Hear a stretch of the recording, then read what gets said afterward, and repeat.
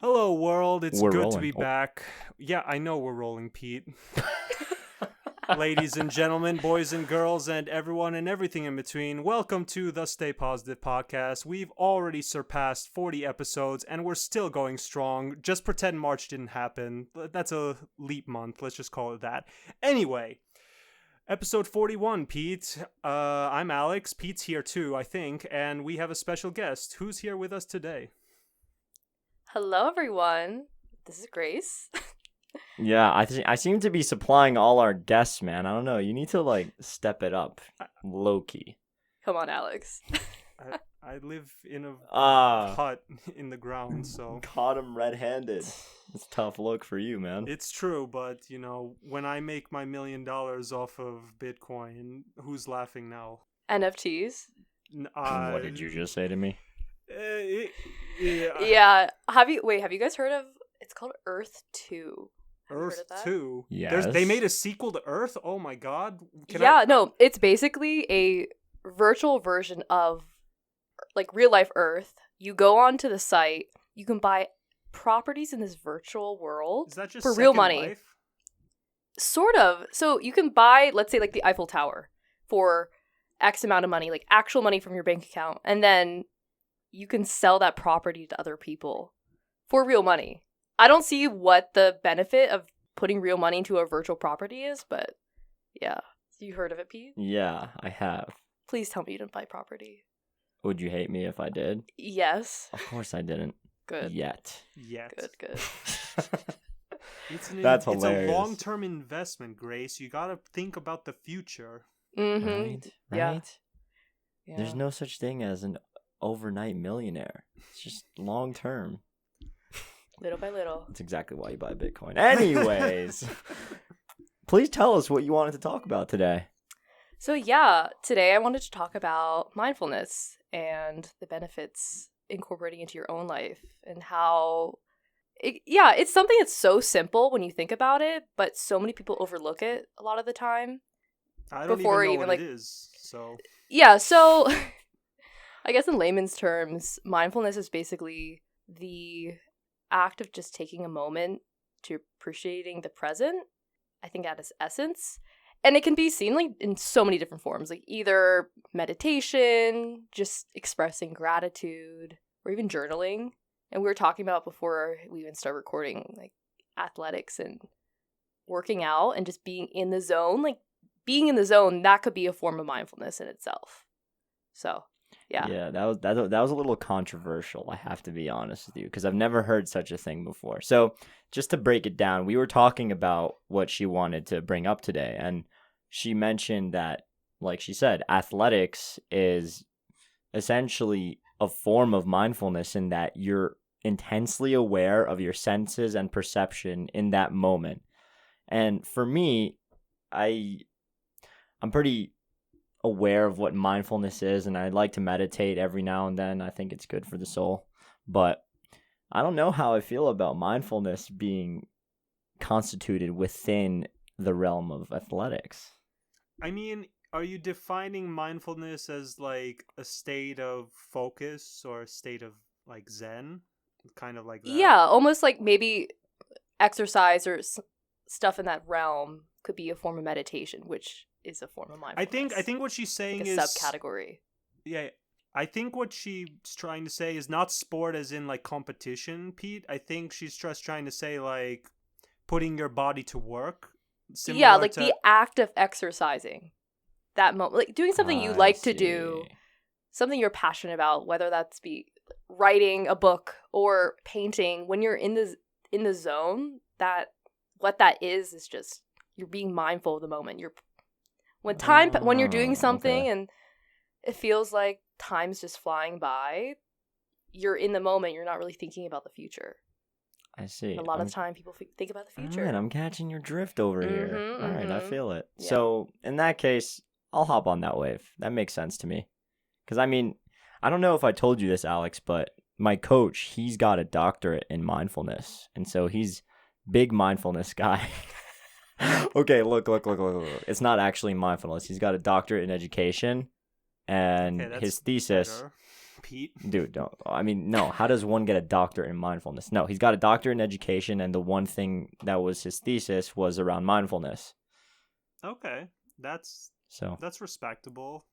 A doctorate in meditation and mindfulness sounds like something you get out of like a van in a parking lot. But... I mean, at that point, I feel like you should just become a Buddhist monk or something. If you really want to know mindfulness, you should get a monk on this podcast. I gotta tell you, I really do want to go and live in those untouched, raw places and literally see what it's like to be a Go to monk. Vision Quest. Okay, Alex, I don't know if I ever told you, but have you ever watched the show Silicon Valley? I've seen a little bit, yeah. Okay, so she introduced me to that show, and I was literally obsessed. I finished it in about 5 days, all 4 seasons, and it was one of my favorite shows ever. It's an awesome show. Not this semester, I'm assuming. Last semester. Okay, good. Because Pete, if you told me you did this semester, I'd be looking at you. No. But no, so you meditate, right? I try, yeah. How often? Last semester, well, there was a point where I did it daily. I've been really bad about it recently, and I've noticed the effects of it. So I use like an app called Headspace, which basically every morning you take 10 to 15 minutes, and it's a guided meditation where they tell you to focus on your breath and then think about... They gave this... I thought this is a really good way of putting it, especially when you're meditating. Imagine you're sitting by the side of a road and you're sitting there and all your thoughts, those are like the cars passing by.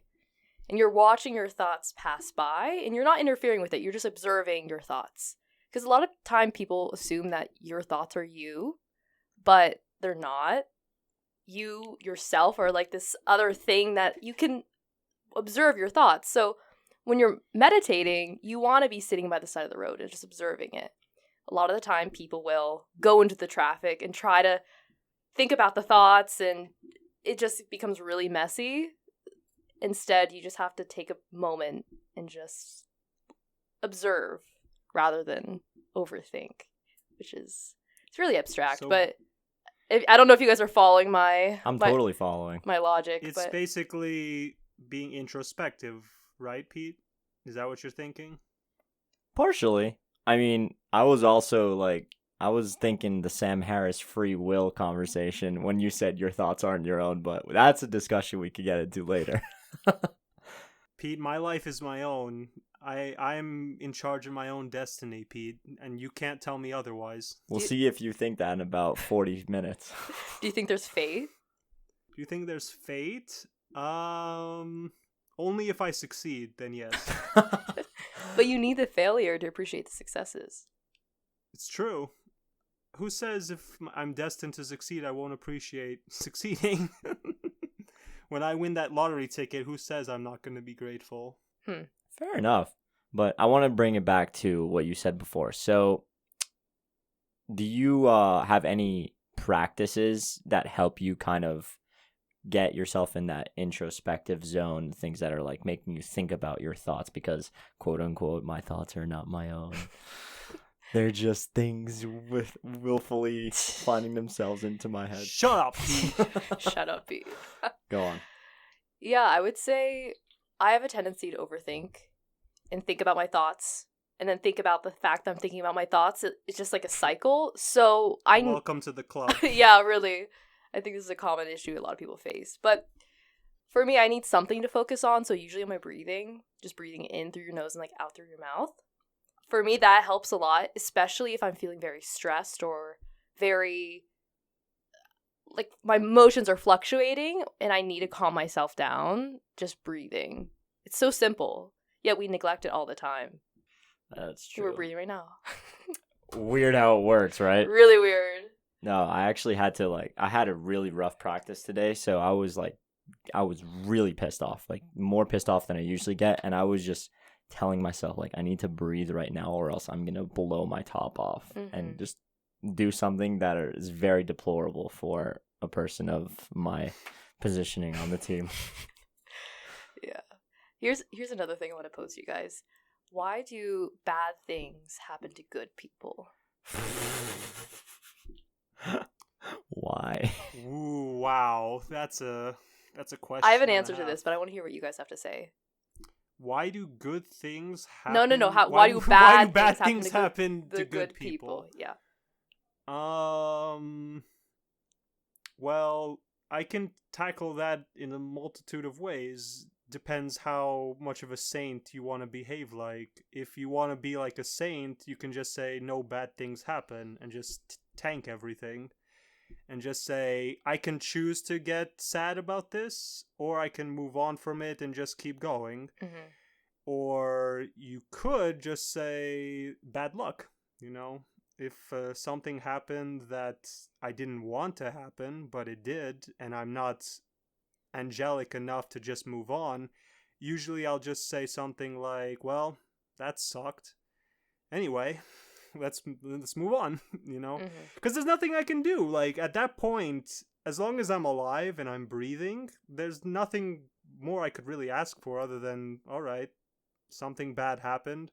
I really wish it didn't, but now that it's over, well, time to move on to the next step of my life. Is it going to be good? Is it going to be bad? I don't know, but I'm going to try my best and hope for the best. But that doesn't really answer your question on why. I mean, why? Everyone goes through bad stuff. It's called being human. It's called being alive. So you're trying to tell us that you're a good person? What? Oh. Are you stumped? You don't make any sense. I just said, like, everyone goes through bad stuff, and your remark is, oh, so you basically, shut up, Pete, just shut up. Everyone suffers. Good, bad, ladies, gentlemen, everyone, everything in between. We all suffer in some way or another. I think. What about you, Pete? I'd like to meet the person who didn't and ask them what's their secret. Sorry, I didn't mean to cut you off. But, yeah, Pete, what do you have to say about this? Why do bad things happen to good people? Yes. That's such a loaded question. But I can start off by saying I don't see good people and bad people. I see people. And I see things. So I'm not trying to create a dichotomy of good and bad here. I think that things happen and we decide what to make of it. So I think this is funny enough, like the whole, like, my thoughts are not my own thing. I'm bringing it back here because I'm super, I can control a lot of what I can control. And similar to what Alex said, if it's not in your control, then you just have to let it go because you can't do anything about it, right? So things happen, and I think that if those things are good, it's great. If those things are bad and you can't control them, what can you do, right? Like, if you can find a way to put control of those bad things in your life, and then at least you have a justification for why they're happening because you were the cause, then maybe, you can figure out a way to get yourself out of that bad situation. But I think we have the power to create our own luck. I think we have the power to find ourselves in ways that I think are a lot more positive than most people would agree with. And, you don't want to think that you don't have any control over your own situation, right? Who does? So what about the example of, let's say, a kid, they have cancer and it's untreatable, right? In that scenario, this is a very bad thing that's happening to a relatively good person. They're not an adult. What would you say to that? You can't really control that. No, right? You can't. But you also can't necessarily, like I said, I'm not going to put this kid as a good or bad person. And obviously cancer is a horrible thing, but we can't just assume that because they're good people that bad things happening would be like the end of the world. Because the truth is that bad things and good things happen to everyone. Like, I'm like a glass half full type of guy. So of course there's no way you could have affected a way that person gets cancer out of nowhere like that. But it's hard to imagine a world in which you can't do anything about it. Yeah. Abstract. Yeah. I would say, just going back to the original question I posed, like, why do bad things happen to good people? For me personally, I think you need the yin and the yang. Like, you need the bad to appreciate the good. You need the good to appreciate the bad.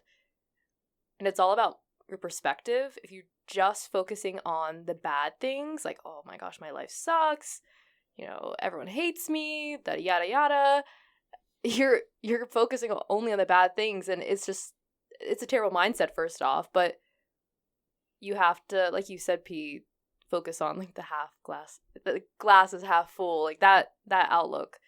Another thing was sort of like relates to all this. In high school, I got really into this thing called the law of attraction, which a lot of people either agree with it or disagree with it. But basically, at its core, your thoughts create your reality. And there's some caveats, but let me go back to the example of someone with like a poor mindset. If you have, let's say, take Bob, right? Bob, he goes through his day and he really believes that his life sucks. God really dang sucks. it, He doesn't have a Bob. lot of friends. God dang it, Bob. But he goes through his day. Let's say someone spills coffee on him. And he's like, oh, darn it. Like, all right, let me keep moving. But that sucks. Like, of course that happened because my life sucks. He just has this really negative outlook. Sooner or later, you're subconsciously, by focusing on the negative things in your life, you're subconsciously bringing more negativity into your life. So sooner or later, your thoughts of my life sucks will become a reality because you're just focusing on those negative aspects. Versus, on the flip side, you take Susie. I don't know. Mm-hmm. Susie is really positive. She focuses on the good things in life. Yeah, maybe someone's spilled coffee on her, but she's going to keep moving through her day. She's like, well, maybe I'll pay for that coffee that person dropped or something. Just, she has I don't know. I mean, she's a very positive outlook. And with that, she is subconsciously bringing about positivity into her life. So I really believe in karma. If you put out stuff into the universe, you're going to get the same things back. So putting out negativity, you're going to get negativity back. So going back to the whole, sorry, I'm just like talking to you guys. That's but fine. Keep It's going. fine.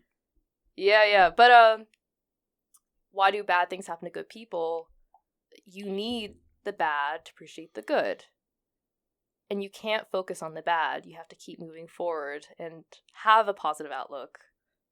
Focus on the positive aspects of life and appreciate the negative and use those as lessons to further your own growth.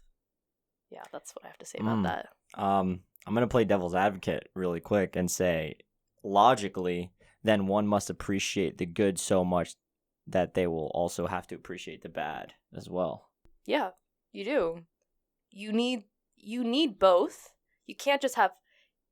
If someone only has good things happen in their life, they become bored. They become comfortable. If we lived in a utopia, we would be so bored all the time because everything's so perfect.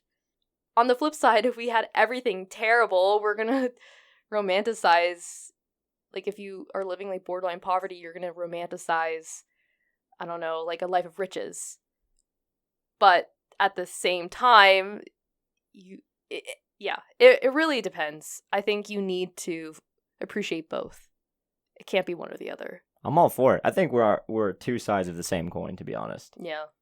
But Alex doesn't look like he agrees. What are your thoughts, Alex? I'm fine with it. I'm just, I was thinking, about the example with the kid, and I always imagine what would happen to me if I lost like my limbs or something, or if I got a disease, or then the doctor said, oh yeah, we can't do this, we can't fix it. I honestly would just live my life. Like, there probably would be a period where I'd be like, man, this kind of sucks right now. I lost my arm, or I have cancer, or whatever the bad thing that's happening to me. But then I'll be like, well, this is my life now. What can I do with it? Because it's my life. I'm not gonna. My life is my own. It's the only thing that truly belongs to me. I make the most of it, or I can give it up. It's up to me to decide. And if I was in a situation where things looked bleak, I would just do what I want, find what I'm still interested in and just try and ignore, like not ignore per se, like understand it, and cling on to the hope that things can change or things can get better. But I wouldn't let it stop me from living my life, because if I let it stop me, then am I really alive anymore? As for the whole, I forgot what you just said. You said something about you need to have the bad to appreciate the good. I mean, there's the famous expression, you never know what you have until it's gone. So like in a utopia, people would be spoiled by how good everything is, and the second you took someone from a utopia and put them in like the real world or in a horrible world, they're going to be like, oh my god, what have I done? I've lost everything good in the world. They'll definitely appreciate it then. You know what I'm saying? Yeah. So the Matrix is real, by the way. Yeah, Pete. We live in a simulation. Pete. Simulation theory. Shut your face. I don't agree with that. But yeah, I think you made some good points there, Alex. I think we're all on the same page. We're just expressing ourselves in a different way. Yin and yang, huh? Yin and yang. Big yin and yang gal. What made you come to that? Why I think you need the bad to appreciate the good, that aspect? Not necessarily. I guess what was that part of the whole mindfulness journey of yours, since you're now a Zen Buddhist monk? Yes. Yada yada. I've shaved my head. I'm bald right now. I mean, yeah, I would say I would say Pete, I've always had it. Yeah, really, your hair. Yeah, he needs to go bald. I am going to in about a month, but we'll talk about that later too.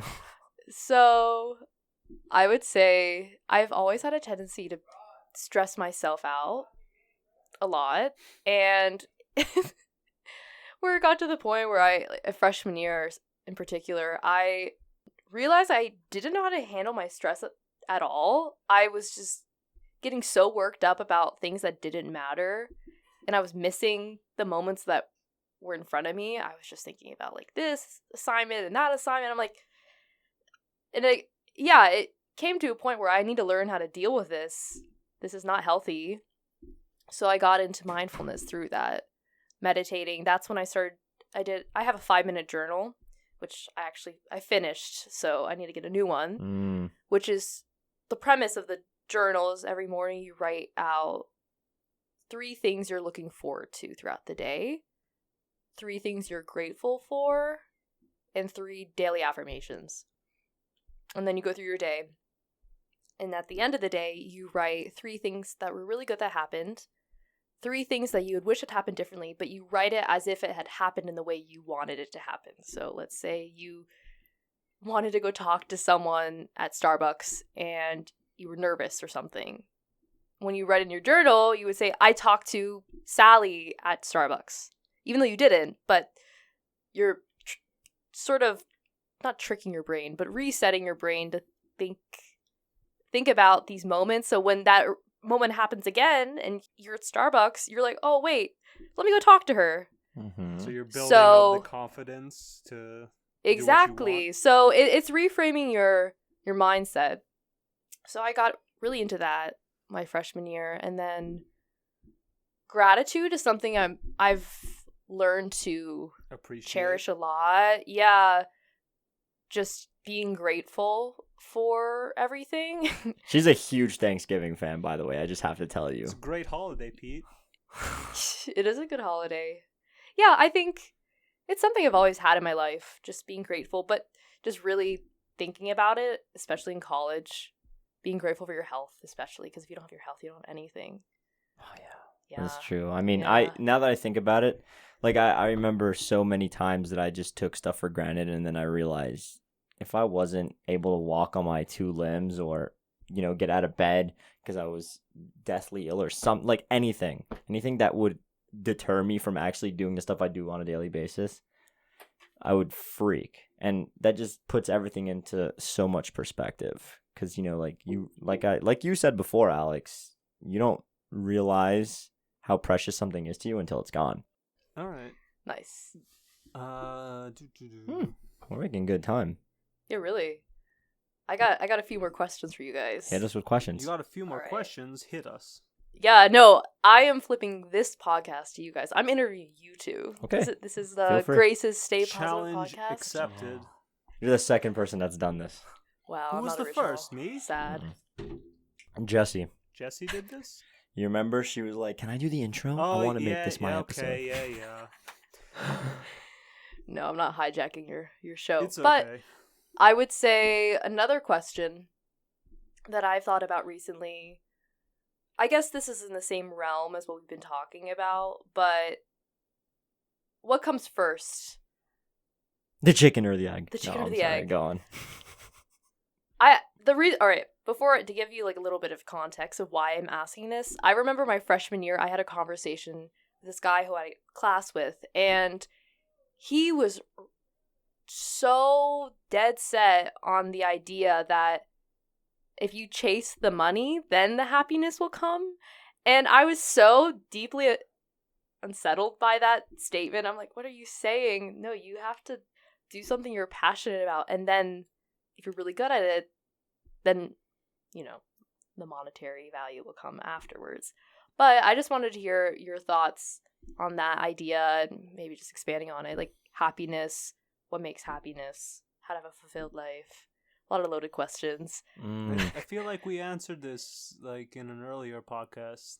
Yeah. Yeah, refer to Episode 2. Yeah, episode 2. Paving the Well- road to happiness. Wow, that feels like so long ago. It was almost a year ago. But, I mean, I can give you my take and Alex can give you his take. So, I'm definitely a happiness always before money guy. I mean, I feel like money just doesn't bring people happiness. And you'll hear some of the richest people on earth say the same thing. Granted, there are people in extremely bad situations that say if they had more money, then they would be happy. And a lot of the situations that they were put in were completely out of their control. Right? So there's a dichotomy, of course. But I have to say that happiness is something that 99% of cases you can control. And you are completely the master of your own will when it comes to that. And you are the only one that can will your own happiness. So if I see a person of means and a person that has the ability to actually make something of their life, I will never once believe them when they say that money is going to make them happy, because I know that it won't. And for myself, I know myself well enough that money won't make me happy. I need to be doing things that I enjoy and, you know, caring for people that I love and experiencing amazing stuff. That's what's going to bring me happiness. It's not going to be like having 8 or 9 zeros in my bank account. Yeah, totally agree. What about you, Alex? Alex? I mean, the people who say that money will make them happy, most likely these people will do one of two things. I'm not going to say all of them. I'm sure there are some people who don't fit the two examples, but most of them will. People who care about money only are probably just going to spend it on like luxuries and stuff, like expensive cars, drugs, girls, guys, if you're into that sort of thing. You know, they're just going to do whatever. They're going to indulge themselves with all the money they've made, because to them they might think that's what being happy and having a fulfilled life is all about. In my opinion, if they do that, first of all, they're going to lose their money really fast, and second of all, what happens when like all the fun is gone, you know, the party ends. And from what I've seen, which is, you know, not a lot, but I've seen a lot of like rich celebrities who have money and have succeeded, they just kind of look like empty shells of themselves. And their only solution is like drugs, being depressed, or partying even harder to probably suppress their feelings like of emptiness inside. The second group of people are people who love money and they love to make money. And that's fine. The only problem with that is if you just keep wasting your life. Well, waste is a strong word. If you keep spending your life making money, and you keep making money, and you keep making money, and you keep making money, now you're 80. Where did your life go? You know what I'm saying? It's like You've spent all this time working and making all the money you claim to love. Now you're old and you have a lot of money, but now what? You know, like, is that all you really wanted? And maybe there are some people who that's all they really wanted is money. And to those people, maybe they'd say their life was fulfilling. But I feel most people would agree that if you spend your whole life chasing money and not really like doing anything else, by the time you're old, you don't really have much to say about your life other than your pursuit of money. I saw a picture of like a 4-page comic, and it was you see this young guy in a suit. He's chasing the money. It's like floating in the air. He's chasing the money, and each panel he's getting more and more gray hair. And then at the last panel, he's really old and he has a big pile of money, but he's at the edge of the cliff. You know, like the symbolism of he's like chasing money all throughout his life, and then when his life reaches, you know, its conclusion, what was his life really other than chasing money? With that being said, we live in a world where money can help a lot.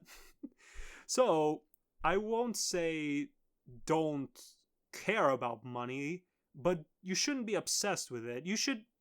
To me, you need to be responsible with your own life. Like, if you live alone, you don't need to take care of a family, you don't have a car, and you live in a cheap apartment. You don't need a lot of money.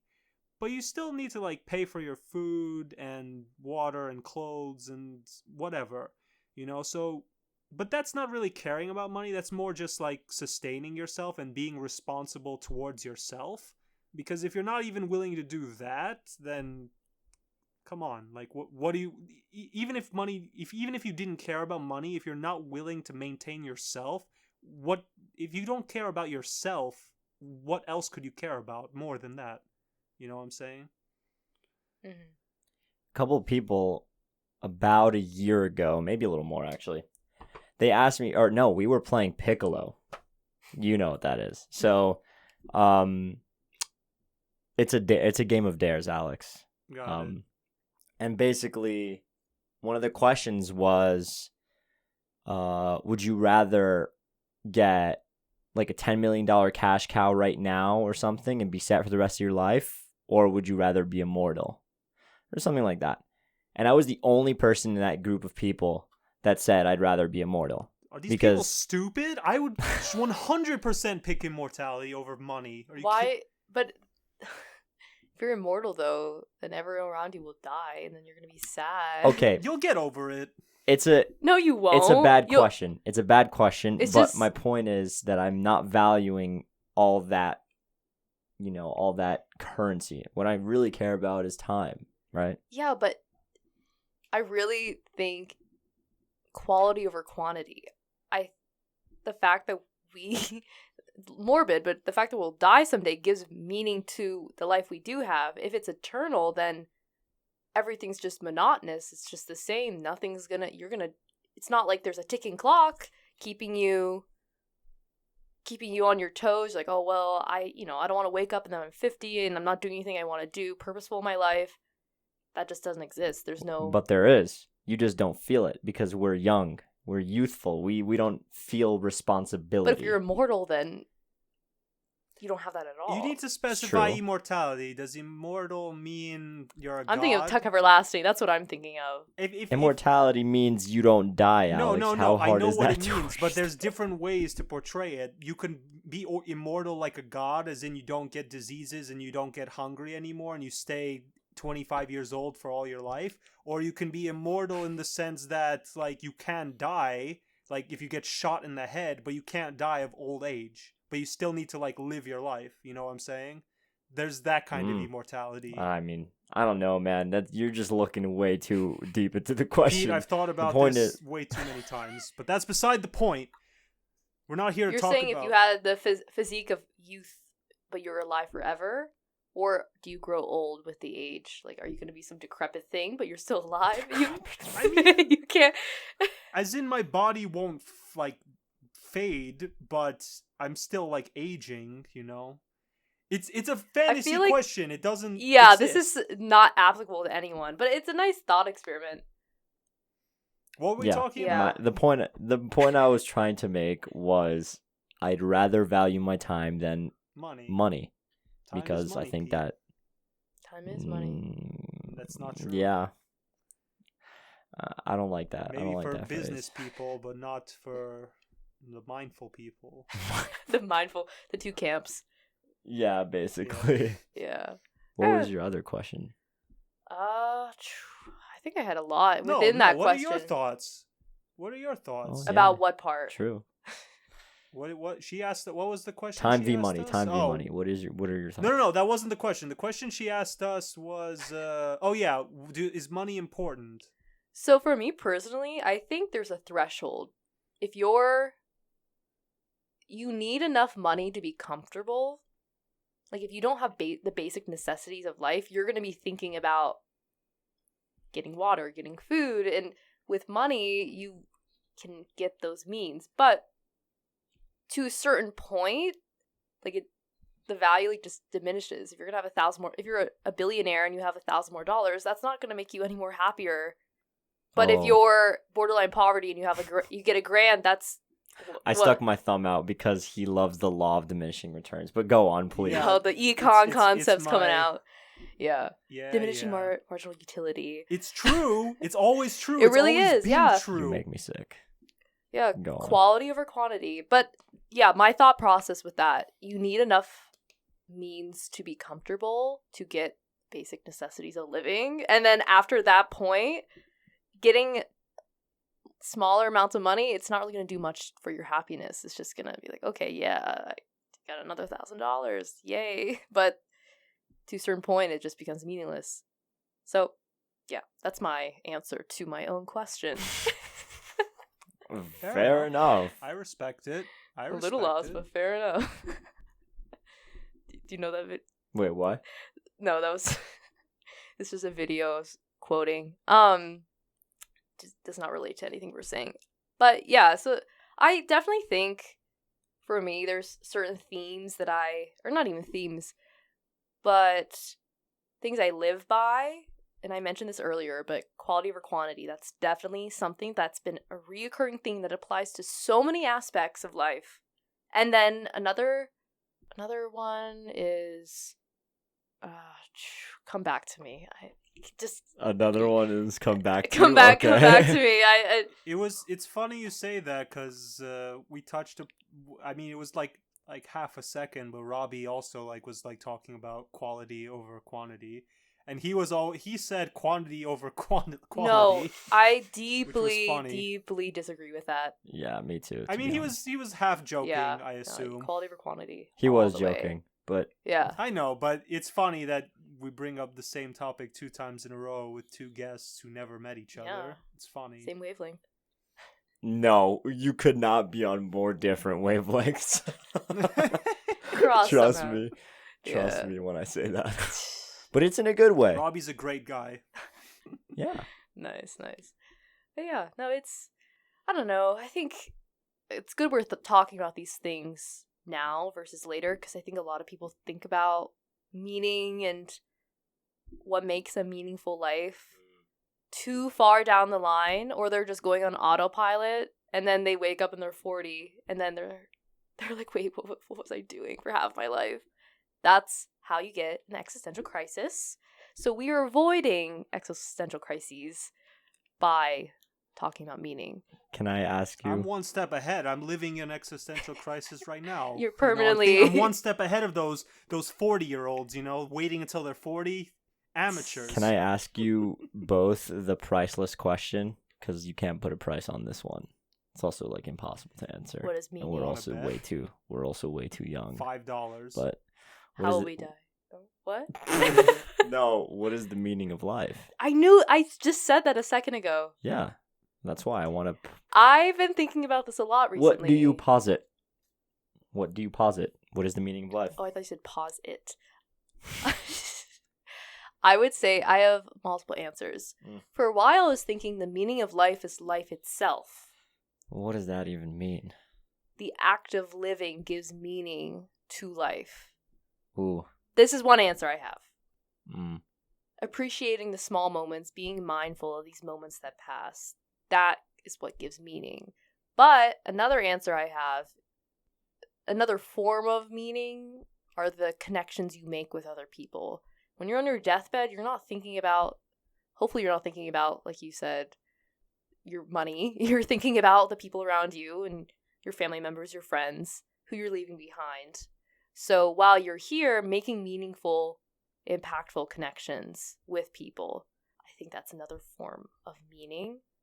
But you can also have a meaningful life and be secluded and not know a lot of people. So what's the Hitchhiker's Guide to the Galaxy 72? Hmm? Alex, do you know the Hitchhiker's Guide to the Galaxy? Oh. 72? 72. I've never read the book, but I've heard of the book. I've heard of it. Never mind. The reference went over all of our heads. But yeah, that's a one form of an answer, I would say. Alex, I want to hear what you have to say. Me? Yes. Okay. The meaning of life. You've been ducking this one for way too long, man. I haven't. I probably answered it in a previous podcast, but whatever.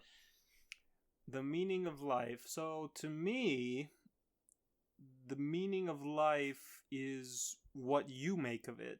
Because I said this earlier in this episode, my life is mine, and it will always be mine, and it will only be mine, and no matter what, it's mine. It's literally probably the only thing that I solely own in the entire universe that no one can have.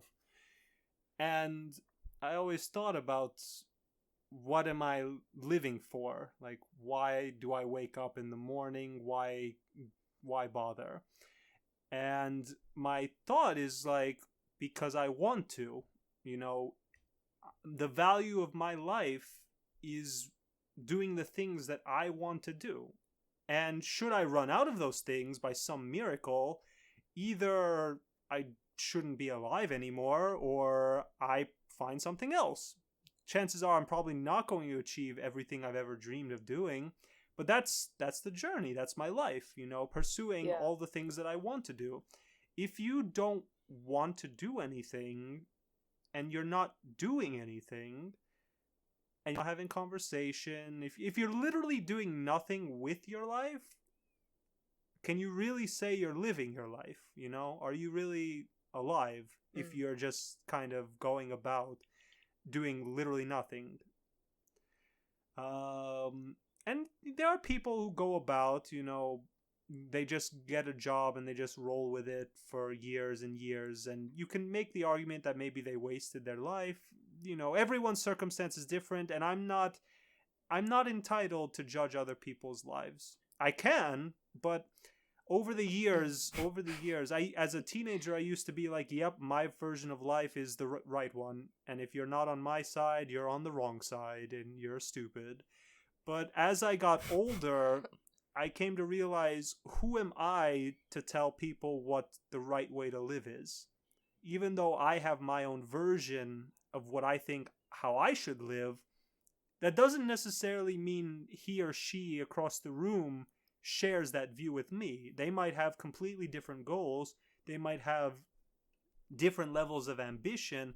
They might have completely different meaning to life. My version of life, a well-lived life, is being productive with it. Some people's lives, there's a game called Assassin's Creed 4, and one of the... Don't laugh, Pete. One of the games... that wasn't me, bro! I wasn't looking. Unreal. And one of the antagonists says, a short life and a merry life, that's the way to live. And that was his version, so I was thinking about, like, if someone wants to drink and do drugs and party and get STDs, as many as he can, and just die at 30, who am I to say that's the wrong way to live? I personally think it's wrong, but that's my version of life. That doesn't necessarily mean it's his. Yeah. No, I see where you're coming from with that. You can't... Because some people are completely content with just relaxing by a beach for the rest of their life. And for you, Alex, that might be a nightmare. You're like, I would rather be doing something productive and not just lounging about. Also, the meaning of life is actually 42. I fact checked that. It's 42. Yeah. What about you, P? What do you... Go ahead, Alex. Shush, Grace, shush. You shush. 42. Puh. Pooey. Hey, you know what? What? Using your words, you can't judge anyone else's meaning. Oh. So my meaning could be 42. You know what? 42 is just so... Maybe there is no meaning. Maybe they're to play the flip side. Lawyered. I mean, I'd like to believe that's not true. I would as well. Well, Alex, so Grace has like 35 different meanings. Alex is like here for a good time, not a long time. Long time. Quality over quantity. Yeah. I'm gonna keep it simple. I like to live life as an optimistic nihilist, you know? I don't think there is necessary... Shut your face, Pete. Nihilism is the worst way to go. Optimistic nihilism. Use Listen your to fancy language in a class. Okay. Listen to me. I'm listening. I don't think there's necessarily any meaning to life other than what you give it, you know? So you have the ability to do what you want with your life, and that means you can give yourself meaningful experiences, meaningful connections with people, and that's all that matters. And if it matters to you, and if it's something that you want to remember after you've conducted that life of yours, or that experiment that you call your life, then fine by me, fine by you. Hopefully you enjoyed it. If you didn't and it was taken away from you, then I think that that's equally, unfortunately, but logically true to my definition, because, you know, you didn't have any way to actually affect that thing.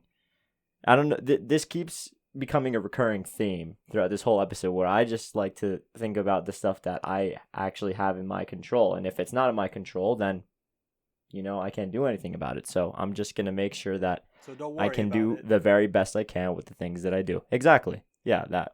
Yeah. I see. So the conclusion is that we all assign our own meaning to our lives. Life. That's my conclusion. Or are you saying that our three meanings? We have differences in our view. I don't know. I think this is an evolving thing for me. I don't think I figured it out. And if I did, then I would be... I mean, considering we're all in our early 20s, I guarantee you that's something that should be evolving, or else you're probably doing something wrong. Yeah, you're probably doing something wrong. Yeah, I don't know. It's sad to see people who are on autopilot, or they're living for other people. They're not really living for themselves. And then, like I said, they just realize one day later on, when their half of their life is gone, and they're like, wait, what am I doing? You got to do something you actually love to do. Yeah. Be mindful of it too. Yeah.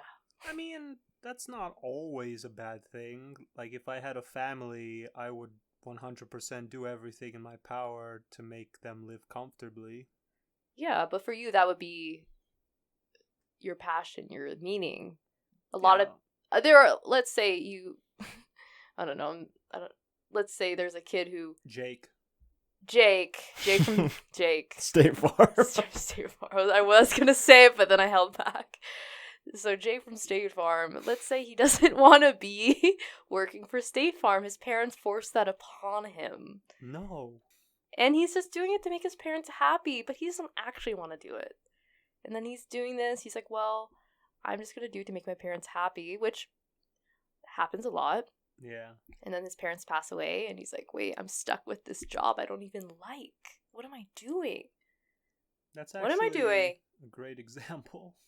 Because he says you're saying a great example because we both know from our tennis lives that that's just one of the most prevalent things amongst a lot of kids. They just get forced into this sport when they never wanted it, and it's sad, but you know, it's a harsh reality. And I think it not only applies to tennis players, but it applies to a whole plethora of things. Mm-hmm. It reminds me. So my freshman year of college, I took this existentialism and literature and film class. Very intense. Lovely. And very lovely. And I remember it was first semester of college. I just gone to Boston, and my professor was giving us this thought experiment. He was saying, okay, he's like, take person A. Growing up, they've always wanted to be a doctor. Their parents wanted them to be a doctor, so they decided they're going to study really hard in high school and get into a good undergraduate program. All right, you're 18, you graduate, you're like 21, 22.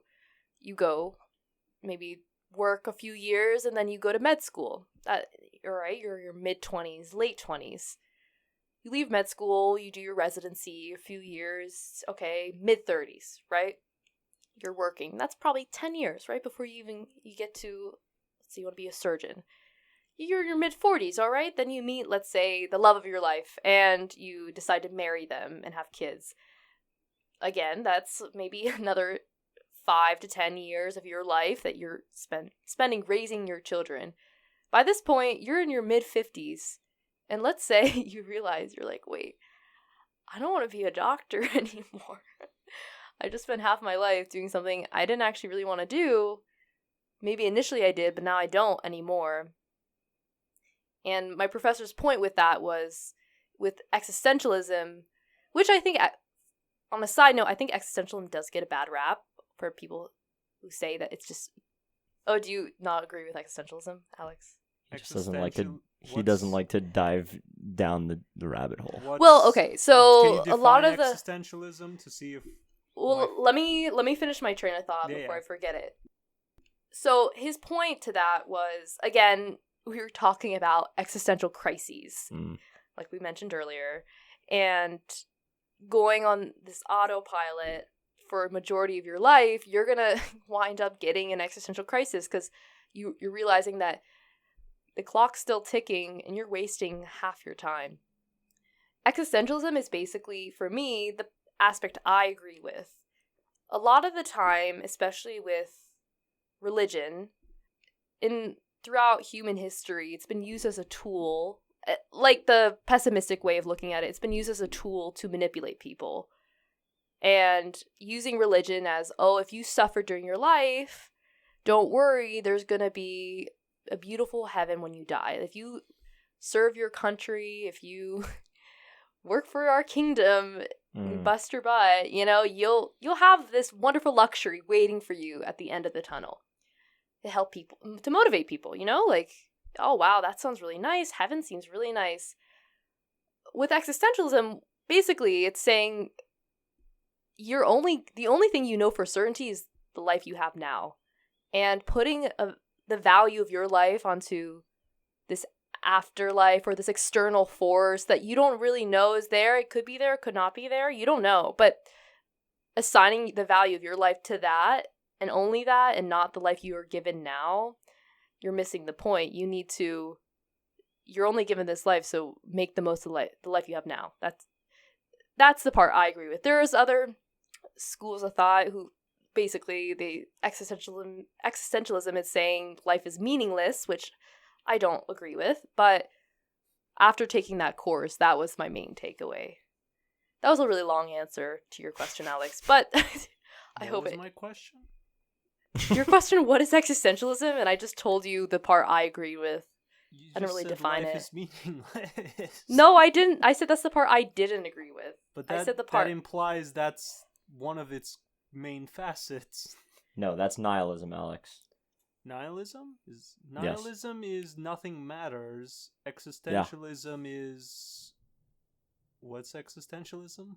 Oh my god. Existentialism. We're not going to go back down this rabbit hole. Existentialism is a form of philosophical inquiry that explores the problem of human existence and centers on the lived experience of the thinking, feeling, acting individual. Questioning existence. Got it.